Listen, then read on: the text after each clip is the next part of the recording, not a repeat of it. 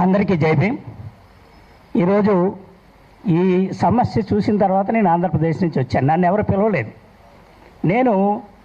మీ అందరూ నాకు తెలుసు, నేను ఎవరికీ తెలియదు. విమలక్క గారికి నేను ఎప్పటి నుంచో తెలుసు, ఆవిడ నాకు తెలుసు, నేను తెలియదు. భరద్వాజ్ గారిని చూస్తుంటాను, సోదరుని చూస్తుంటాను, మీ వీడియోలన్నీ ఫాలో అవుతుంటాను. ఇప్పుడు నాగేశ్వరరావు గారి గురించి నాకు ఇప్పటి నుంచో తెలుసు. నేను సిపిఎంలో పనిచేశాను ముందుగా. అప్పుడు చాలా క్లాసులకు కానీ ఇవన్నీ నాకు తెలుసు. అందరూ మేధావర్గం అంతా ఇక్కడ అంతా. మీ అందరికంటే చిన్నవాడిగా నేను అంబేద్కర్ వాదిని. మీ అందరికీ జై భీమ్. ఈరోజు ఆయన అన్నాడో ఏమన్నాడో ఎలా చేశాడో అన్నాడే అనుకుందాం. ఆయన తన మాటని వెనక్కి తీసుకున్నాడు. నేను అని ఉంటే నేను వెనక్కి తీసుకుంటాను అన్నాడు. ఆయన పెద్ద మనసు అప్పుడే మనందరికీ తెలుసు. దీన్ని రెండు ప్రభుత్వాలు బేషరతుగా వెనక్కి తీసుకోవాలి. అది నా వినపం. ఆయన మీద అరెస్టులు కానీ ఈ కేసులు కానీ ఇక్కడితో ముగించి పలకాలి. రెండోది, ఇప్పుడు మనం 1953 అక్టోబర్ వరకు కూడా మనం ఇక్కడ లేం, మద్రాసీలుగా ఉన్నాం. మద్రాసీలుగా ఉంటే పొట్టి శ్రీరాములు గారు త్యాగం చేసి ప్రాణత్యాగం చేస్తే మన ఆంధ్రప్రదేశ్ ఏర్పడింది.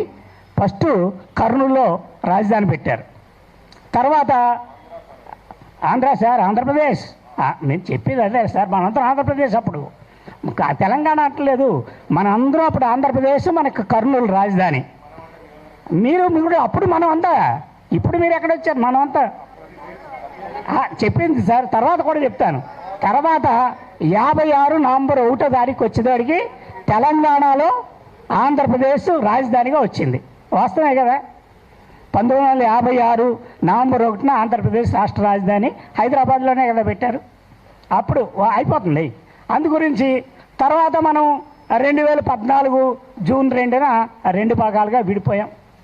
విడిపోయిన తర్వాత అప్పుడు మనం అందరం, అప్పుడు చంద్రబాబు నాయుడు కానీ, లేకపోతే రాజశేఖర్ రెడ్డి కానీ, విజయభాస్కర్ రెడ్డి కానీ, వాళ్ళందరూ కూడా తెలంగాణ వాళ్ళు చాలా తక్కువ మంది ఇక్కడ ముఖ్యమంత్రిగా చేసింది. మీ అందరికీ తెలుసు. ఆంధ్ర నుంచి వచ్చిన వాళ్ళే. ఆంధ్ర నుంచి వచ్చి ఇక్కడ ముఖ్యమంత్రులు చేశారు. మనం అందరం వాళ్ళందరినీ గౌరవించాం, స్వీకరించాం. ఇప్పుడు తెలంగాణ విడిపోయిన వెంటనే మనం బెద్దసూత్రం కాదు, అన్నదమ్ములమే. మేము మీ అందరికీ రిక్వెస్ట్ చేసేదంటే, మేము ఆంధ్రప్రదేశ్లో తెలంగాణ గురించి ఎప్పుడూ కూడా మా వాళ్ళు కాదని ఎప్పుడు మీటింగ్లు పెట్టలేదు, నేను వినలేదు. కానీ మీరు మాట్లాడుతుంటే వాళ్ళు విగ్రహం పెట్టవద్దు, వీళ్ళ విగ్రహం అంటే, పెరియార్ రామస్వామి విగ్రహం మన ఆంధ్రప్రదేశ్లో తెలంగాణలో ఉంటుంది. డాక్టర్ బాబాసాహెబ్ అంబేద్కర్ది ఉంటుంది, ఆయన ఇక్కడవాడు కాదు. బాబు జగన్జీవన్ రావు ఉంటుంది, జ్యోతిరావు పులే విగ్రహాలు ఉంటాయి. ఇన్ని విగ్రహాలు మహనీయులు కాబట్టి దేశం అంతా ఉంటాయి, మనం యాక్సెప్ట్ చేస్తున్నాం.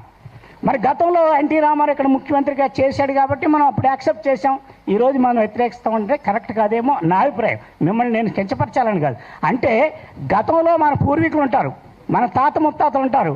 మన తాత ముత్తాతలు మనకి ఇవాళ స్వతంత్రం వచ్చింది, నేను కుటుంబం అయిపోయాను కాబట్టి వాళ్ళు అక్కర్లేదు, వాళ్ళ ఫోటోలు నా ఇంట్లో ఉండక్కర్లేదు, ఇప్పుడు నా ఫోటో నా తండ్రి ఫోటో ఉండాలి, మా తాత ఫోటో ఉండాలంటే అది కరెక్ట్ కాదేమో. ఆలోచించాలి విజ్ఞులేని మీరంతా కాదు. ఈరోజు నేను